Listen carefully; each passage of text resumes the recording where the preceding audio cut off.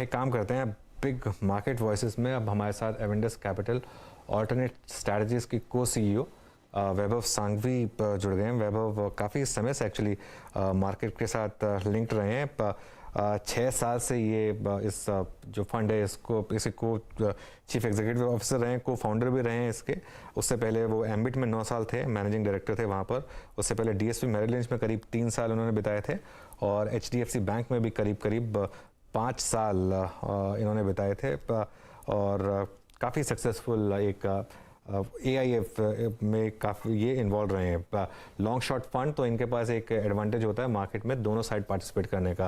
वैभव जी good morning. बताइए इस market में जो करंट ट्रेंड है जिसमें एक ज़बरदस्त बाइंग हमने देखी और एक काफ़ी आउट परफॉर्मेंस देखी हमने इंडियन मार्केट की, स्पेशली लार्ज कैप्स में, आप कैसे अप्रोच कर रहे हैं मार्केट को? मार्केट्स ने अच्छी ब्रेकआउट दी थी फेड मीटिंग के बाद और फेड के स्टेटमेंट्स के बाद, सेइंग दैट कि यहाँ से इंटरेस्ट रेट की दर इतनी जोरों से इंक्रीज नहीं होगी जैसे हुई थी अर्लियर। उस कारण ग्लोबली और लोकली सब इन्वेस्टर्स थोड़े ऑप्टिमिस्टिक हुए थे और काफी अच्छी तरह से बाइंग और की थी और मोमेंटम थी मार्केट में। 18,100 के ब्रेकआउट के बाद हम देखें कि मार्केट ने 18,800-900 के आसपास लेवल बढ़ाए और वहां से कंसोलिडेशन शुरू हुई है। At the same time globally अगर हम देखें तो चाइना एक है जो इकोनॉमी जो अभी खुल रही है इकोनॉमी, और इसी के कारण ग्लोबल इन्वेस्टर्स का प्रेफरेंस अभी थोड़े समय के लिए पॉसिबिलिटी है कि वो चाइना की तरफ जा सकता है, क्योंकि वो काफी अंडर परफॉर्म कर चुका है। और उस कारण हम ये भी देख सकते हैं कि मार्केट्स इंडिया में थोड़ी कंसोलिडेट हो सकता है उसी के दौरान। So after a big rally हमें लगता है कि थोड़ा कंसोलिडेशन मोड ऑन है। हम ये नहीं कह रहे हैं कि मार्केट्स बेरिश फेज में आ रहे हैं, बट थोड़ा कंसोलिडेशन पॉसिबिलिटी है for a fresh up move for a medium to longer term period. पर फिलहाल चाइना में थोड़ा प्रेफरेंस रहेगा। इस कंसोलिडेशन में तो फिर कुछ ऐसे स्टॉक्स जहां पर अच्छा खासा पैसा बन गया है, लोग मुनाफा वसूलना शुरू करते हैं, कोई ऐसा क्षेत्र, आई एम नॉट श्योर आप स्टॉक्स हमारे साथ शेयर कर पाएंगे या नहीं, अगर कर पाएंगे तो बहुत बढ़िया, जहां पर आपको लग रहा है अब प्रॉफिट बुकिंग करके कहीं और पैसा एलोकेट किया जाए, रिटर्न्स कहां से घर ले जा रहे हैं आप? ओवरऑल बेसिस पे हम ऐसा, जैसे मैंने कहा कि हम बड़ी सी गिरावट नहीं देख रहे हैं। आई थिंक वो कंसोलिडेशन मोड ऑन है। इसके कारण हम ये इनफैक्ट अपॉर्चुनिटी लेंगे कि जहां करेक्शन होता है, हमें जो सेक्टर पसंद है उसमें तो जाके हम लोअर लेवल्स पे थोड़ी खरीदारी करेंगे। जिस हिसाब से हमें लगता है from a sectoral perspective, banking and financial is a sector जो हम पॉजिटिव हैं, इंडस्ट्रियल्स में पॉजिटिव हैं। हमें कंज्यूमर स्टेपल्स भी ठीक लगते हैं और रिन्यूएबल्स भी ठीक लगते हैं। हालांकि हमें लगता है कि एनबीएफसी एक जो क्षेत्र है और सेक्टर है जो हमें लगता है कि थोड़ी करेक्शन हो सकती है, प्योरली बिकॉज कि 2 क्वार्टर, एक आध क्वार्टर में उनका रिजल्ट प्रॉबेबली कंटिन्यूड रह सकता है कि थोड़ा वीक हो सकते हैं। सो ये एक सेक्टर है हम थोड़ा अवॉइड कर रहे हैं। और लास्टली के मेटल्स एंड माइनिंग, जो टेक्निकल करेक्शन अब हो रहा है कि चाइना के खुलने के बाद एक पॉसिबिलिटी है कि उसमें थोड़ा मोमेंटम आ सकता है। हम हायर लेवल्स पे हम देखेंगे कि इसे कैसे अंडरवेट करें। सो ऐसा व्यू बन रहा है अलग अलग सेक्टर्स में। बहुत इंटरेस्टिंग। बैंक्स में आप स्ट्रांग है लेकिन एनबीएफसीज में वीक हैं, ये मतलब अच्छी डाइकॉटमी पकड़ी है आपने यहाँ पर। और ऐसा हमने देखा भी है, कुछ बजाज फाइनेंस और ये सब स्टॉक्स काफ़ी वीक रहे हैं, जबकि बैंकिंग में, कोर बैंकिंग में काफ़ी स्ट्रेंथ रही है। आपने आईटी का जिक्र नहीं किया, आप इस पर क्या व्यू बन रहा है, दोनों लार्ज कैप और मिड कैप आईटी? क्योंकि एक व्यू बन रहा है मार्केट में कि शायद अब एक जो वैल्यूएशन रीसेट था वो पूरा हो चुका है और अब यहाँ से और एटलीस्ट वैल्यूएशन कम वो का कंफर्ट अब इंडिविजुअल स्टॉक्स में वापस आ रहा है, एटलीस्ट लार्ज कैप्स में। आप शेयर करेंगे उस व्यू को या अवॉइड करेंगे इसको? अभी करंटली अवॉइड करेंगे अनुज, प्योरली बिकॉज कि अभी तक हमने देखे कि हर एक क्वार्टर में रिजल्ट में मार्जिन एक प्रेशर में रहे हैं बिकॉज एम्प्लॉय कॉस्ट बढ़ रहे हैं और एंसिलरी कॉस्ट भी बढ़ रहे हैं।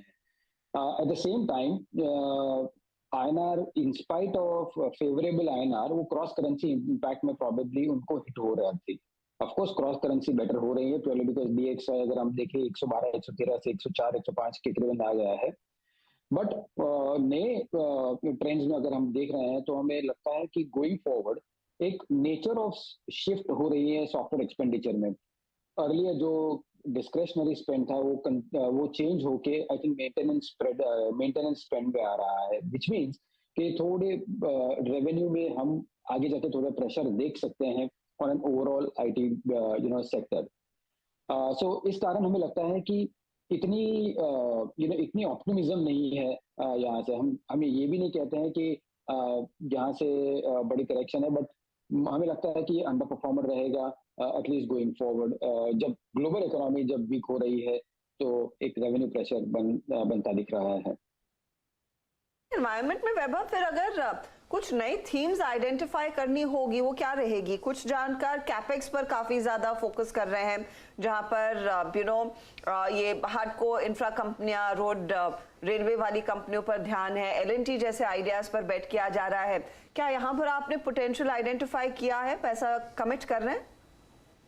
No, of course I think industrials जिस हिसाब से गवर्नमेंट की फोकस रही है पीएलआई के थ्रू कि सप्लाई साइड पे कंटिन्यूस फोकस रही है, हमें लगता है कि ये एक थीम है जो ओवरऑल बेसिस पे चल सकती है from a medium term perspective.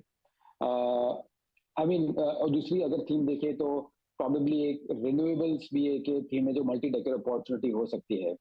Of course उसके वैल्यूएशंस थोड़े एक्सपेंसिव है, बट एवरी डिक्लाइन पे हम अपॉर्चुनिटी देख सकते हैं फॉर लॉन्गर टर्म पोर्टफोलियोज। तो ये दो थीम हमें डेफिनेटली पॉजिटिव लग रही है। अच्छा, मेटल्स में आपने बोला कि ये एक मेरे ख्याल से एक टेक्निकल रैली है और इसमें आप हायर लेवल पे शायद अंडरवेट होने की भी कोशिश करेंगे, यही कहा था ना आपने शायद मेटल्स पे, जो मैंने अगर सुना सही तो ये आप मानते हैं कि ये एक सुपर साइकिल नहीं है? क्योंकि कई लोग ये मान रहे हैं कि एक शायद सुपर साइकिल थी, उसमें एक थोड़ा सा ब्रेक लगा था और आगे जिस तरीके के यूएस में एक्टिविटी है, जिस तरीके की बाकी जगह पर एक्टिविटी है, शायद एक ज़बरदस्त सुपर साइकिल आगे प्ले आउट होगी। वो व्यू नहीं है आपका? नहीं अनुज, आई थिंक हमारा एक्सपीरियंस कहता है कि जब भी ग्लोबल इकोनॉमी स्लो होती दिख रही हो और जिस हिसाब से लास्ट 6 महीने में जिस हिसाब से पेस ऑफ रेट हाइक्स हुए हैं, हमें लगता है कि ग्लोबल इकोनॉमी आगे नेक्स्ट 3 to 6 मंथ्स में वो चेंज बताएगा कि वो स्लोनेस बताएगा कि यहाँ से ईज ऑफ हो सकती है। और जब भी ग्लोबल इकोनॉमी ईज होती है, it is very difficult to say कि मेटल्स एंड माइनिंग या commodities on an overall basis चल सकती है। हमेशा हमने देखा है कि वो प्रेशर में जनरली रहते हैं जब ग्लोबल इकोनॉमी स्लो होती है। ये टेक्निकल करेक्शन क्यों हो रहा है? Purely because China currently open up हो रहा है और उसी के कारण एक सेंटिमेंटल इम्पैक्ट पॉजिटिव है। सो हमें लगता है कि possibly at least in a very short term ये थोड़ा मोमेंटम पकड़ सकता है, बट वो मोमेंटम हम एक अपॉर्चुनिटी की तरह देखेंगे अंडरवेट जाने के लिए गोइंग फॉरवर्ड। इस बीच हम आपसे एक ऐसे दिन बात करें जहां एमपीसी की बैठक शुरू हो रही है और 7 तारीख को क्रेडिट पॉलिसी आएगी। वैभव, कंसेंसस यही है कि एक छोटा सा रेट हाइक आता हुआ दिखाई दे सकता है, लेकिन भारत की अर्थव्यवस्था वर्सेस अदर ग्लोबल मेजर्स, चाहे वो यूरोप हो और यूएस हो, काफी बेहतर है। तो इस रेट हाइक के पीछे क्या रुपी मैनेजमेंट, रुपी के लेवल्स और रुपी को सपोर्ट देने के पीछे ही सबसे ज्यादा फोकस होगा? और ग्रोथ को लेकर आपको क्या लग रहा है, आरबीआई का स्टांस कुछ अलग रह सकता है या फिर कॉशियसनेस ही रहेगी? आई थिंक जैसा आपने कहा, आरबीआई के प्लेट पे काफी चीजें हैं जो बैलेंस करनी है उनको। एक साइड ग्रोथ है, दूसरी साइड इन्फ्लेशन जो कि फिलहाल कंट्रोल में है, और जैसे जैसे नया क्रॉप आता है, फूड इन्फ्लेशन थोड़ा नीचे आता है, तो हमें लगता है कि इन्फ्लेशन मोर और लेस शुड बी ओके। उसी के दौरान अगर हम करेंसी भी देखते हैं तो करंटली 81.5 82 के करीबन लेवल्स है। अगर last leg of dollar weakness देखे तो हम कहीं नहीं मूव किए हैं।